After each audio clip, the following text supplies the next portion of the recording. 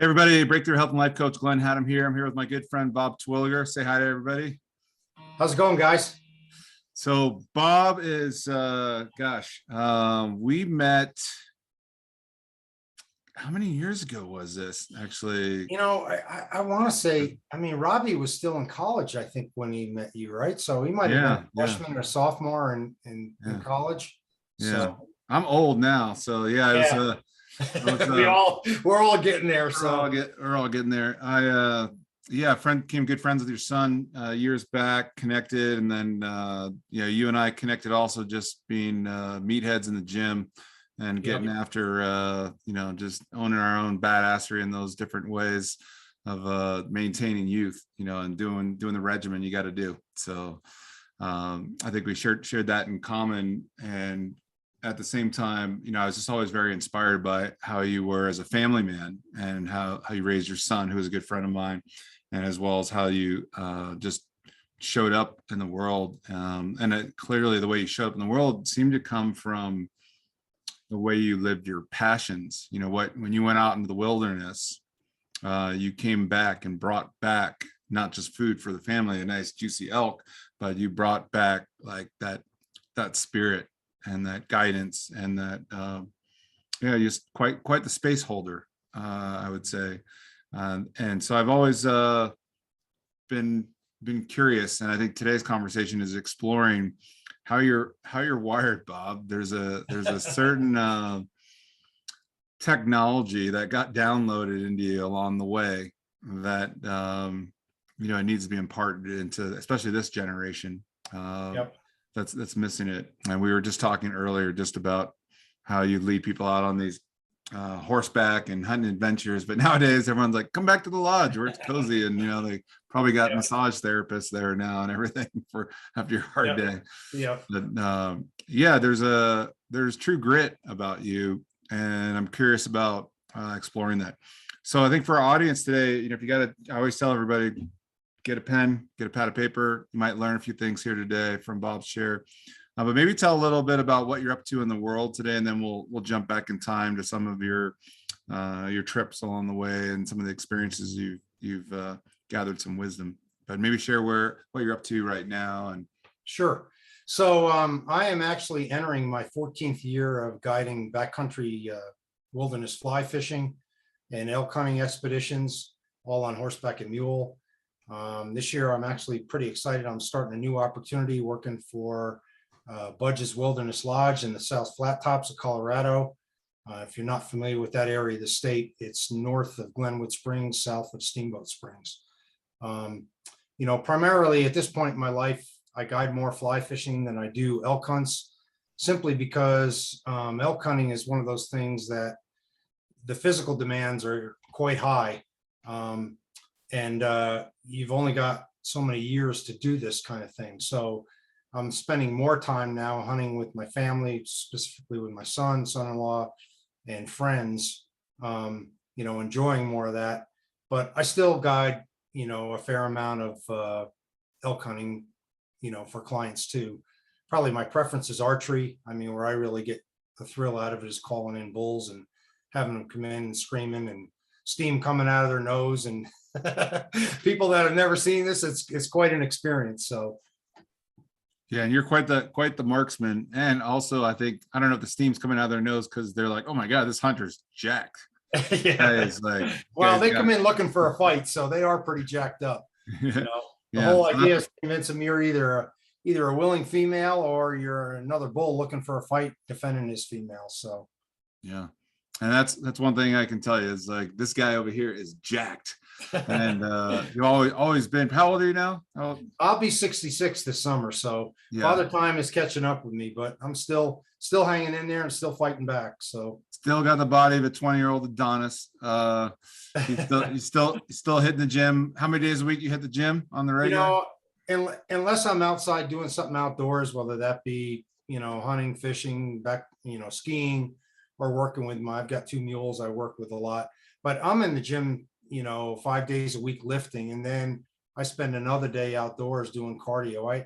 I've kind of evolved my routine where I don't have to do a lot of in-gym cardio, maybe a little bit in the wintertime, but I've really learned the right balance of that, because when I was a younger guy, I know now that I spent too much time doing cardio. You know, cardio can be addicting, particularly running, which I was a big advocate of running and running trails when I moved here, specifically in Colorado. And that That's me. has a way of breaking you down. And what you learn as you get older and spend more time, or get around somebody like yourself, Glenn, that's done a lot of training, you know, you really can overdo the cardio to the point of where you take away from your muscle and break your body down, you know, faster than you need to. You see it all day long here in Colorado, especially in Boulder. All these endurance athletes that I'm like, you're just throwing away your lean muscle mass. Yep, exactly. Like you're gonna look what's called like a skinny fat. So right. Yep. Yeah, so what I hear from you is it's like you do what you need to do indoors, and then it's about getting outdoors and having a lifestyle, having an adventure, and right. Trusting your body when you put it under, whether you're hiking up loose shale or you're having to cross a creek bed. It's like, yep. Can I trust my balance, my coordination? Can I trust my body to do what it needs to do? Yep, exactly. Yeah, so have you always been a outdoorsman, or were you always a fit kid growing up? Like, well, actually it was kind of a combination of both. And like most people my age, there's elements you wish you could go back and do it again, because you say, I could know what I know now, I could do a lot better, you know. Oh yeah. But I grew up in upstate New York, around Woodstock, which is in the heart of the Catskills. And my grandfather and my dad were both big outdoor advocates. My grandfather had a couple horses. That's kind of where I got that interest. My dad grew up with horses, because my grandfather had them, and they really got me interested in hunting and fishing. I can remember following my grandfather around from pretty much the time I was 4 or 5 years old, at least fishing, and then hunting. It wasn't that long after it, following him and my dad. So I've had those genes in me and those values instilled in me from a very young age, including growing up with the right book of ethics as it surrounds around hunting and that kind of thing. And then the other thing is, my grandfather in particular, he was a big sports guy. My dad played some sports as well, but my grandfather played a lot of competitive sports. And so I had that running in me too. I love to play competitive sports. I played 3 in high school and 2 in college. What sports? I played in high school. I played the traditional sports, football, basketball and baseball. And then in college, I played basketball and baseball. And then a fair amount after that, when I was still a young guy, I was playing a lot of competitive fast pitch softball, competitive basketball. And your son was quite the basketball player too. So yes, he was.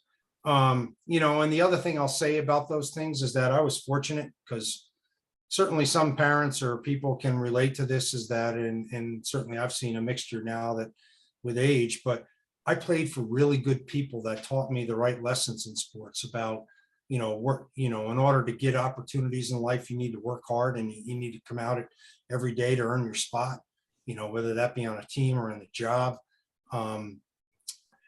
Teamwork, it's not always just about you. It needs to be about your role and what you need to contribute to the team to be successful as a team.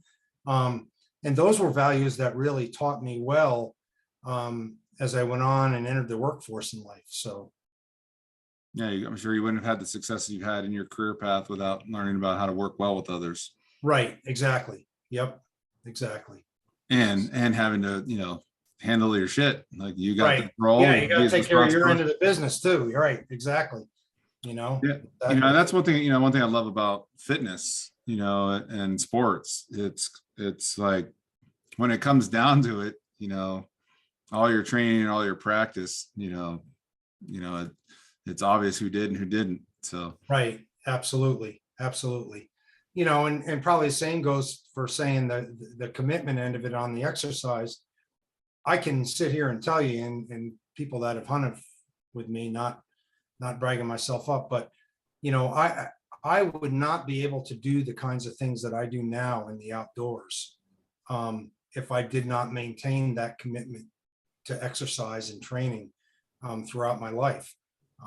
I think it also helped me survive, in my first career, which we'll probably talk a little bit about. I worked for IBM for over 36 years. the way that I balanced the stress with the kind of workload that I used to have to carry and the hours I had to work, raising a young family at that time. I mean, exercise was a key ingredient to managing that stress. And also, I think, maintaining my health. So, Yeah, I'm sure I mean, you operate at a very high level and you're one of the few. And so right. I'm sure you got to watch in a company. A lot of people get sick and run They down do. from Yeah. putting themselves through those rigors. Hang on Right. just a second, my door just blew closed here. Yeah. No worries.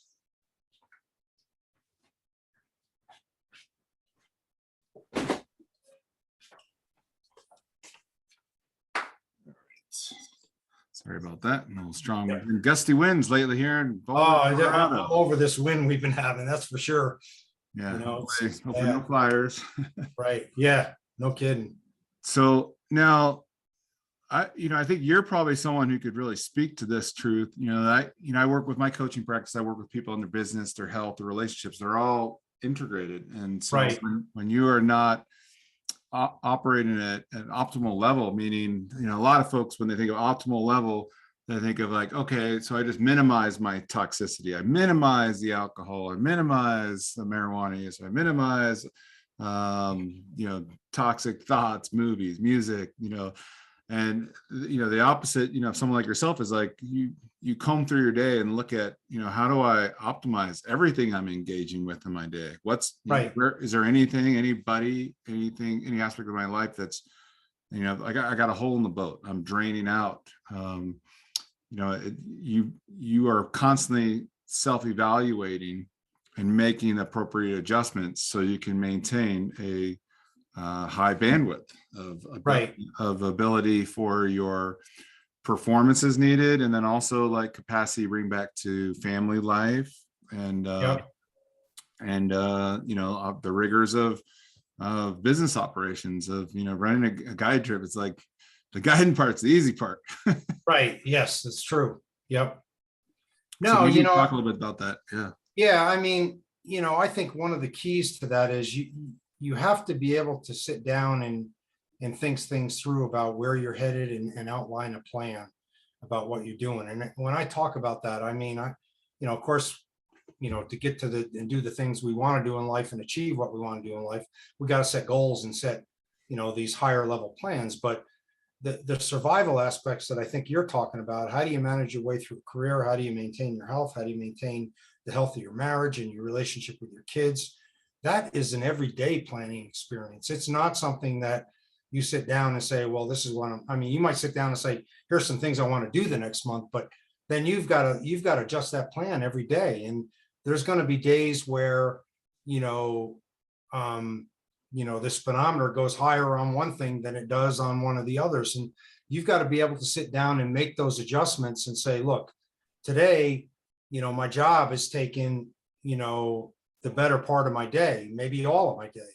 But then, I'm going to hopefully have some downtimes that I certainly can focus on my family, on my kids, my marriage, and on my health. And, so you constantly got to be willing to sit down and think those things through week in and week out, day in by day out, and be able to make those adjustments. And that's the part where, I think if people aren't flexible and willing to make trade-offs in their life, that can be a pitfall, where you can get yourself in trouble on one of these fronts, whether it be your own health, whether it be your marriage, whether it be your career, Yeah, I think you've witnessed this from along your path to success, some of the defaults or some of the errors that people fall into, where you go, okay, I'll just focus on my career and the family will be good. Or I'll just focus on family and career. I just don't have the bandwidth for self-care, as most people like, ingrained in you. I grew up,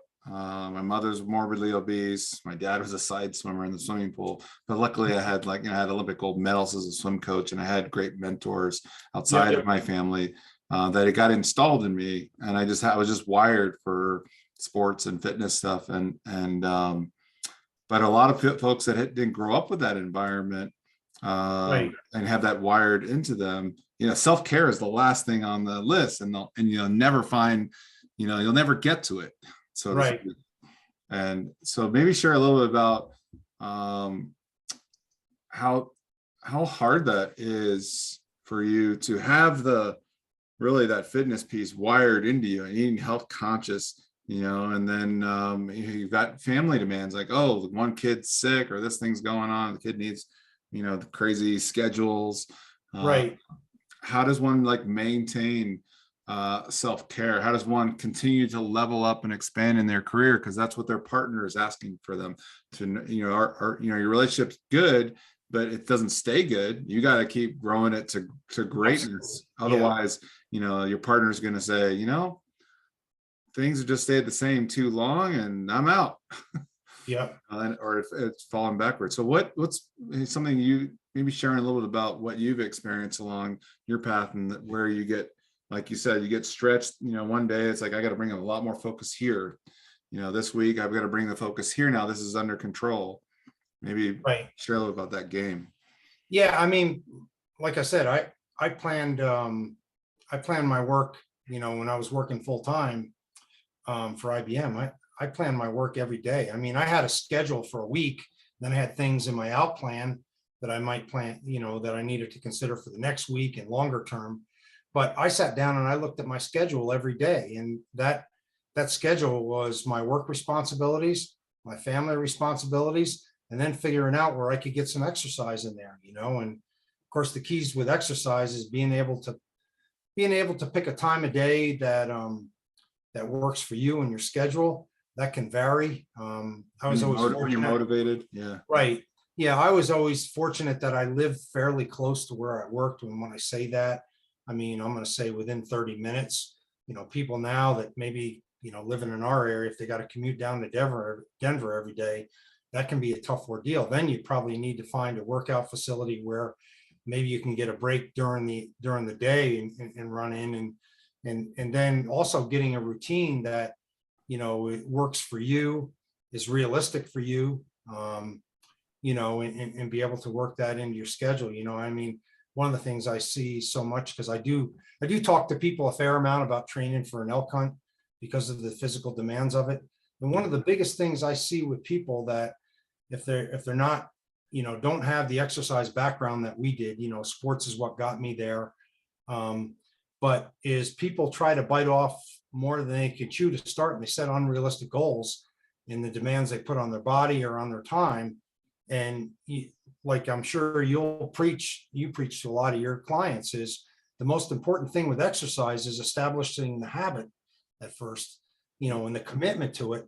Because if you can't do that, you're never going to succeed and meet your goals, Yeah, I mean, you can't, I always tell people, at first, when you're doing something new, you dabble a little bit, you give yourself a get out of jail card, so to speak. You go, all right, first time doing this, even for myself, first time doing this new workout, don't need to crush it. I just need to survive it, get through it, have a good experience. So I want to come back for more and test my mettle and see if I can go a little further with it. And then before you know it, then I've grown out of control with it, and I'm pushing and I'm challenging, and I'm in the game of like, oh man, improving. And then when that starts to quiet down, it's like, okay, time to switch it up. Yep. Like the mental game's gone now. I need to get back. I need a new challenge that's juicy, that's going to get me back mentally engaged. Right. Yep. Agree. How's that show up in relationship? Like when you're in, like from being in a long, you've been married how many years now, Sue? I will be married 44 years this October. That's incredible. That's crazy. Yeah. That's crazy, bud. Yeah. Yeah. 44 years. Yeah. Marriage is one of those things that you can't take it for granted, and you need to work at it all the time, because obviously when you first get married, it's just you and your significant other, and it is what it is, so you got to work between the two of you. But when you start introducing kids into the equation, demanding careers into the equation, individual interests, your kids' interests, and then it doesn't stop there. I mean, I can sit here and tell you that the easiest part of raising your kids is probably when they're young, as they grow into their teenage years, and sometimes even when they grow into their significant other years. It introduces new family challenges as you bring others into the family, that then you need to sit back, and not that you can control things necessarily the way you did when the kids were younger, but at least try to positively influence those things. Right. So Yeah, it's mainly you just breathing better with it, and yeah, so having a like you said, a positive influence with things and letting them go through, right. just like you went through your experiences. So. Right. So, I would say the biggest thing is that, we don't go into these things in life knowing how to do them. And I'm going to sit here and tell you that probably one of the biggest things besides, my wife Sue, who and mine, was that as tough as things got sometimes over the years when we went through hard times with one another, there was an element of not quitting on both of our parts to say, hey, before we ever threw in the towel on our marriage, we needed to make sure that we exhausted all possibilities. And really, one of the key things people need to be open to is that if you need help, get it. Get help. Go see a marriage counselor, or if you're religious like I am, use your faith. There's people within your church or whatever organization you belong to, but Yep. Go get help. Get some outside influence, the right kind of influence that makes you rethink things. Because I think particularly when we're younger, and I'm not just picking on younger people here, but I'm speaking from my own experiences. When I was younger, sometimes I was quicker to make decisions or open my mouth. And as age went on, I mean, I probably learned some of this with my dad when I first got into management and IBM. But a lot of those times when you want to blurt out something, that's probably a good time to keep your mouth shut and go back and think about it and sleep on it the next day. And I can't tell you how many times when I was in the workforce and even in my own life, whether it be with family or wherever, where I wanted to say something at the time because I was heated or passionate or upset. And I bit my tongue and I didn't say anything. And I went and I thought about it for a night or for a day or whatever. And more times than not, I can tell you that I would go back and say, thank God I didn't say that, because I didn't send that got email. myself in trouble. And sometimes I did when I was younger. So Yeah. but it's really key, it's really key sometimes to say nothing is the right thing to do, and think about it and get your thoughts together, and really analyze the pros and cons of what you're about to say. So yeah, that's part of, I guess, the wisdom of getting older. You just become a little less reactive to life, and yes, that's the right word, reactive. Yeah. Yep. So you're able to kind of take that pause and see if there's any more bits of information that you still needed. Maybe maybe you need to outsource. You need to get some other perspectives, some other angles on things. I found that's always been helpful for me to go to folks that aren't yes men, that will just kind of point out some aspects that I'm not seeing, not looking at, that I'm overstimulated by. So. Well, and then for you, like as a guide, like I think I remember just years back, just your shares of some of the people that would show up for these trips, and you're like, it was like a tourist thing. And it's like, you're not going to be able to make it through this. Well, it's interesting because I've guided, of course, all kinds of people. I've guided blue collar guys. I've guided executives. I've guided, many women, both hunting and fishing. Mm-hmm. So it's not just a male thing, particularly nowadays. You'd be surprised that the women's interest in, particularly in archery hunting and also in fly fishing, is through the roof, which is really cool, because women are getting out and enjoying this stuff just like we have, and in fact many have done for years. My step grandmother, she was an avid hunter and enjoyed to fish as well. In fact, she was at that time New York State women's champion in archery elk hunting, or archery shooting, not elk hunting. So you deal with all different kinds, but I think really the fun part of it is that as a guide, I needed to understand and get some feel of what their abilities were, both physically and mentally. And then as I take people out, many people, when they come and hunt the Colorado high country, it's just like skiing. If they haven't dealt with it before, it's an experience. You got to educate them on hydration and minimizing alcohol and caffeine, and also making sure they eat regularly, all those kinds of things. And then, the key thing is when you take them out, particularly the first couple of days, you don't run them through the ringer, or you end up where people are going to quit, and they will quit. I mean, I've had people quit that, you know, including some young people that took it easy on. I didn't go out and go hard on them, but they just said, look, this isn't for me. This is more, I bit off more than I want to chew here. So Yeah, I think that's, I mean, I guess that's probably people when they go into marriages, they're like, oh man, I bit off more than I just thought. It was like, I right. thought, you know, all the Hollywood movie just showed, and then they got married, you know, and then the story ends. It's like, no, there's a whole nother chapter. There's a movie series I liked a number of years ago, and it was Ethan Hawke, and he had met a gal, you know, it was like the first movie was them, they met at midnight, you know, and the train's leaving or the plane's leaving, you know, and they got a night of romance. And then 10 years later, they revisit the couple. They actually made a movie again, like a decade later. And now they're both, you know, I think they're like unhappily married, you know, and then they're like, hey, maybe we should get together. But then the third movie that they made was the depressing one where they're now together, they're married, they got kids, and they're on the brink of divorce. Yeah. and so I think in a lot of cases, we get ourselves into situations that how are we supposed to know, maybe, Yep. you know, that we're biting off too much, you know, so to speak, you know, and Yeah, and that's, I mean, how can we change our game plan when we discover there's more to things? yes, yeah.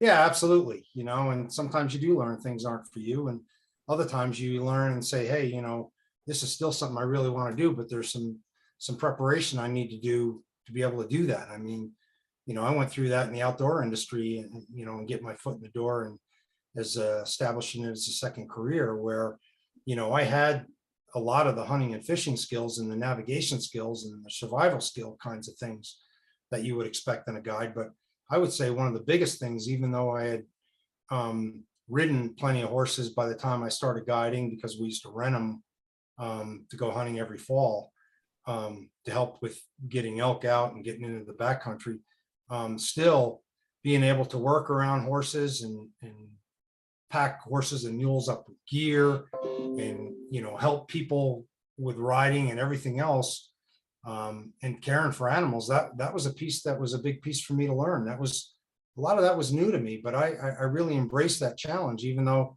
there's some things that I learned sometimes never really too much the hard way, but sometimes the hard way, you know, but safety always comes first, of course. And but, you know, so any of those things is going to require us sometimes to build new skills.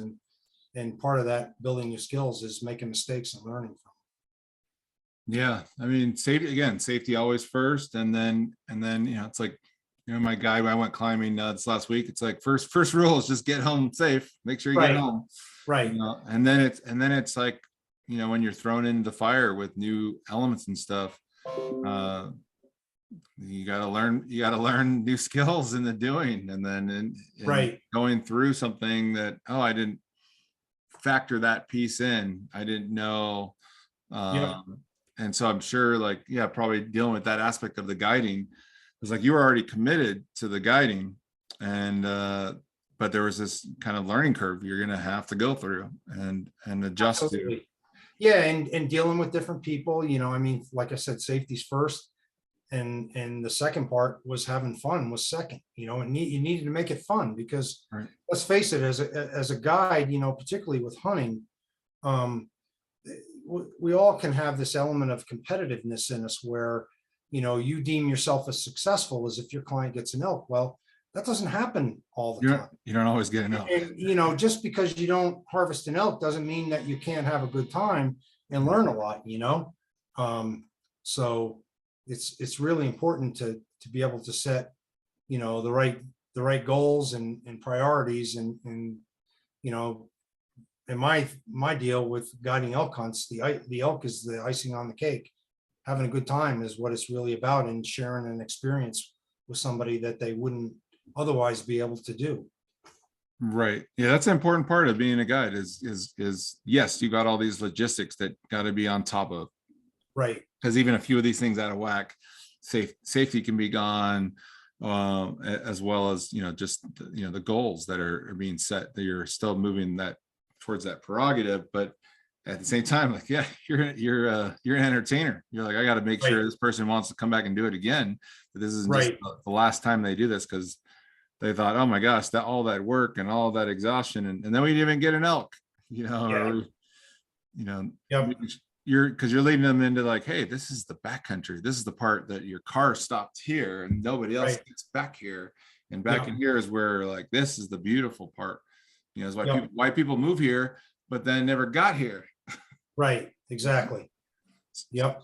So you spent a lot of time as a guide, aside from the fishing and the hunting. You're there to give people an experience of freedom, of the wild, the abundance that's there. Right. Almost like, hey, this is before the modern world came in and mushed everything together. Yep. So yeah, when you do that, what does that actually look like for giving people an experience? Like can you give our audience, a feel of what it might be like going out in the backcountry with you, and wanting to, fish, hunt, Right. do these things? What might the experience be like for them that it's memorable? The first part is, I think that you need to set expectations up front about, what the experience is like, and also making sure that people have the right kind of gear, particularly clothing, because as being out in our Colorado backcountry, it could be the most beautiful blue sky day in the world, including in the middle of summer, and you get out there in July, August, at high elevation, all of a sudden here come these black clouds, and the rain comes and the wind comes in, and the hail, and sometimes even snow. Yes, in July or August, snow. And if you don't have a good rain gear and stuff like that, you're going to be miserable. So it's setting people expectations, make sure they have the right requirements and gear. And then, also spending some time with them to learn about them, what their comfort level is, what, the kinds of things they're willing to do versus what they're not. And then really trying to cater that experience to fulfill some of the things that they would like to do. Of course, sometimes you got to sit down and explain to say, here's some of the options, here's some of the places that we can go, the scenery, wildflowers, lakes or rivers, if it's fishing, what kind of waters do you want to do, elk hunting, I definitely will cater the hunt to the physical capabilities of the person that I'm taking out. I'm not going to take somebody into some really steep and rugged terrain if I know they can't physically handle it. So it's really all that aspect of it. So from that standpoint, as a guide, we really do, control the outcome of how that person views that experience and their comfort level around horses or mules, if people haven't ridden before, and many times they have not. A lot of people are apprehensive at first and they're nervous, but as with most good outfitters, they're going to have good stock that you can put beginners on, and sometimes even we put kids on horses or mules, and know that animal is going to take care of them. But dealing with those anxieties and helping them get comfortable with something, again, that they might not otherwise have had the skills or the wherewithal to do on their own. And by the time they get done with it, they say, wow, this is really cool. I want to come back and do this again. And that has to do with whether they killed an elk or not. I mean, some of my best clients are, have never killed elk, but those people have come back and hunted multiple times just because they enjoy the experience of being in the outdoors, the beauty, and dealing with the horses and mules and that kind of thing. Yeah, and someone like yourself, who listens to like, okay, this person needs this appropriate level of challenge, Right. stretch, Right. or so they're not bored, Yeah. and also someone who's like, hey, like, wow, he put me on a horse that's like my pal, who's not trying to dump this backpack, crash me into trees, Right. Yeah, and there is sometimes, I mean, the extreme would be, I've seen this, this is a very small handful of times where we've had situations where a hunter did not want to go out on horseback because you're leaving camp many times it's pitch black, and that requires an element of trust in your animals to do that, riding in the dark. But there's been maybe just a couple of times where people didn't want to do that, and we would then end up taking them out in other means, where we drive a pickup truck somewhere as far as we could and then hike and try to get to some areas that way. But in general, people are open-minded about trying new things as long as you can demonstrate to them that they can trust you and their safety. So That's the biggest part, is that you have this level of experience, the know all the subtle nuances. You're very in touch with yourself, your personal experience, all the experience you've had with clients. And so when someone runs into an edge, a skilled guide can really with precision kind of get in there and just say, you can trust this aspect. Right. Yeah. And that means a lot. Like I said, someone says, okay, well, normally I would not ride out in the dark here, but if Bob says it's okay, like, yep, I can lean in on that and trust that until I become acclimated to that. right. Yep. So that's a powerful ability to be able to convey that, because I'm sure you've had experiences being a guide and you've gone with other guides and been like, God, I could do this better. Like, Yep, for sure. And also, one of the things I did in my first job in the outfit business, I actually taught the beginning guiding segment of the Outfitters Guide School, where we had students that came in, and my gig was to kind of talk about big game hunting and how to guide clients. And one of the biggest things I talked about with younger folks is that, you got to realize that some of these people, they've got tough jobs at home where they work a lot of hours, and maybe they aren't able to exercise as much as they want, or their weight, they may be overweight or stuff like that. And your challenge is to take these people out and make sure they stay safe and make sure they have a good time. So you can't expect them to run at your level. Just because you want to get this elk, they may not be able to physically get to where that animal's hanging out, and you got to be willing to accept that and come up with plan B. So. yeah. And how do you come up with plan B when you have an audience that's pretty diverse? You got a group of folks and they're all different levels. Well, typically what happens is that, any outfitter, when you're talking about elk hunts, whether it be archery or rifle, we tend to hunt in pairs unless the client specifically asks for a one-on-one experience, which costs them a little bit more. But there's actually pros and cons to hunting in pairs. That a lot of times, if you're calling animals, you have a better chance of getting that animal in front of two different hunters than one, just by the sheer odds. But the other thing that will happen is that a smart outfitter will pair, if somebody doesn't come with a buddy, they will pair people of equal physical ability, so that you're not putting that on the guide to have that. Maybe I've got a young person over here that I can take up to 11,000 feet and run to the top of the mountain every morning.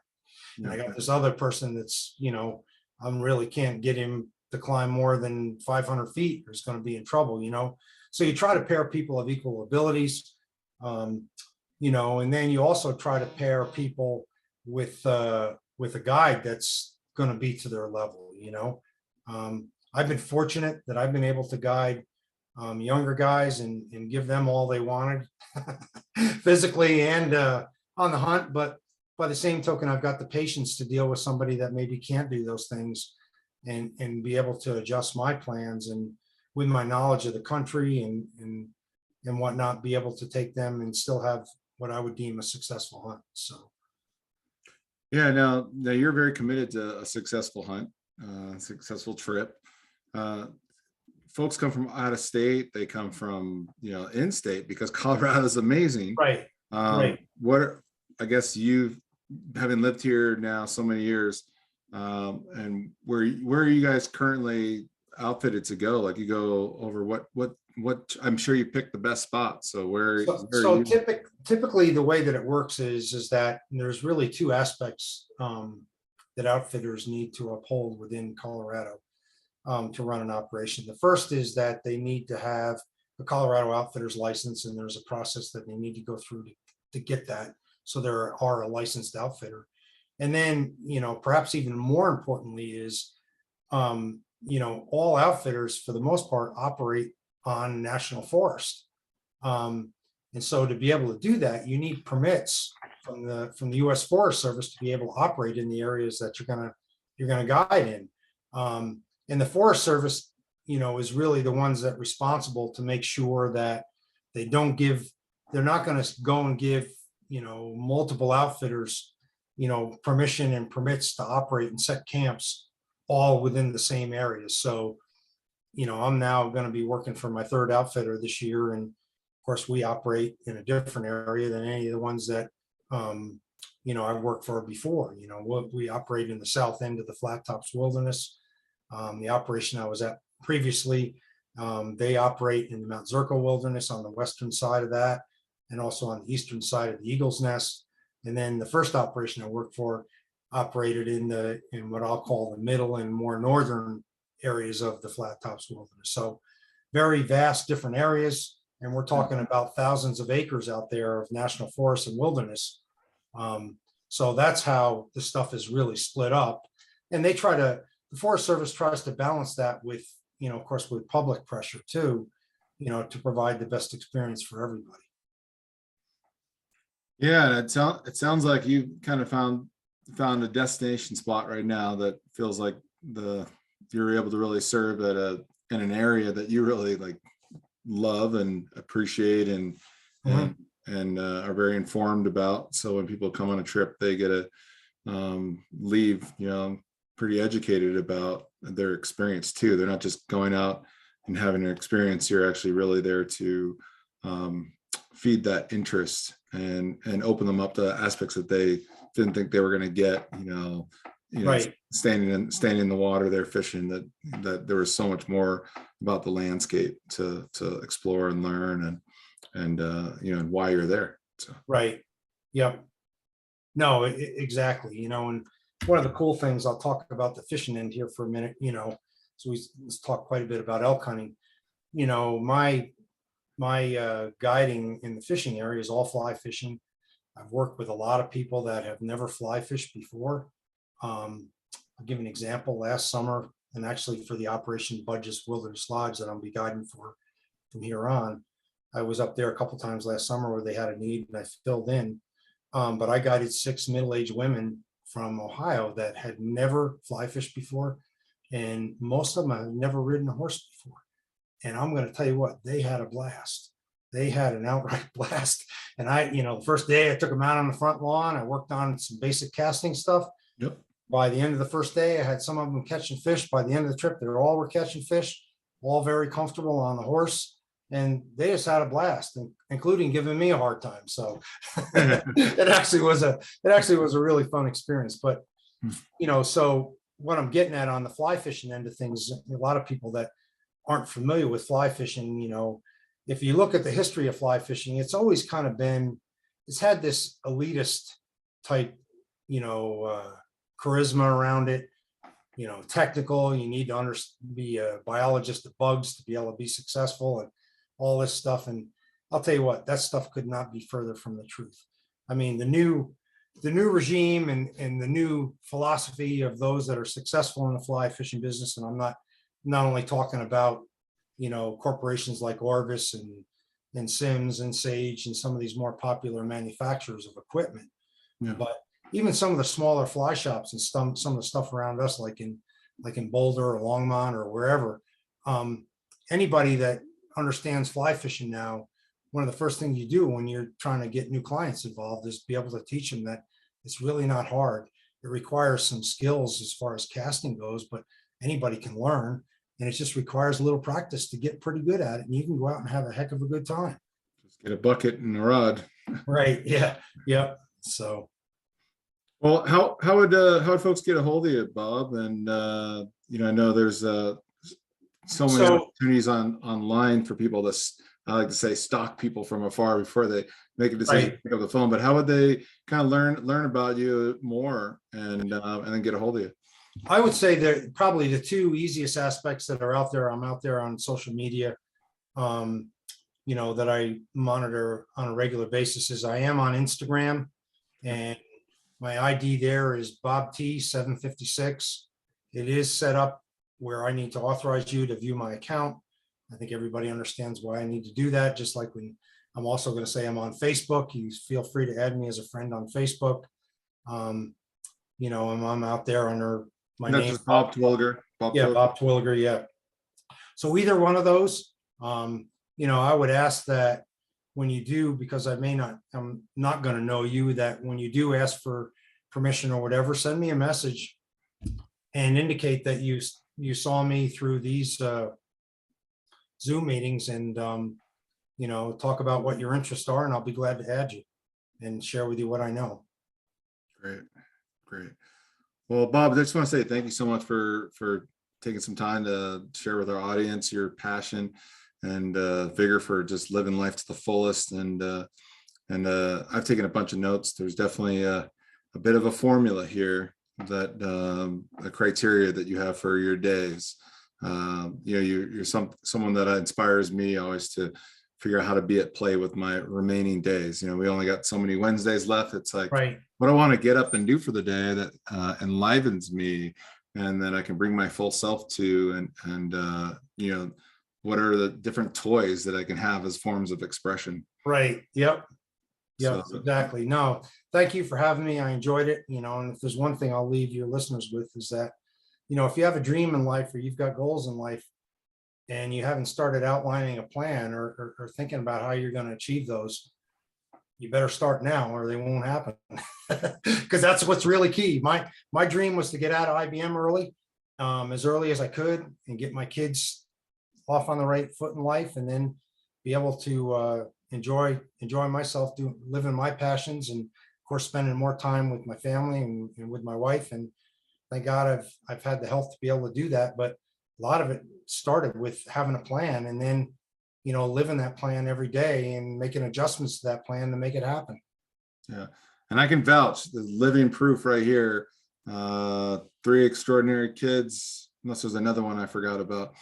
Yeah. No, I got a younger. people. Rob is the middle guy, and then I've got an older daughter, and I've got a younger daughter than Rob. Rob is the middle guy, and thank goodness they're all doing well in their cares, and they've got kids now of their own, and they're off doing their thing, and I'm sitting back and watching, at least as much as I can. Yeah, he doesn't sit back much, but done good for sure. So, yeah, for sure. So well, thank you everybody for tuning in, and hopefully tune in the next episode. I'd love to invite Bob back again for a conversation, just because there's so many more adventures and stories to share too. We'll have to do that at another time. So, but I just want to thank you again for taking time out of your busy schedule to sit here and just reconnect, brother. And yeah, thank you everybody. We'll see you on the next episode. Yeah, sounds good. Enjoyed it. Thank you. Okay. Thank you everybody. Yep.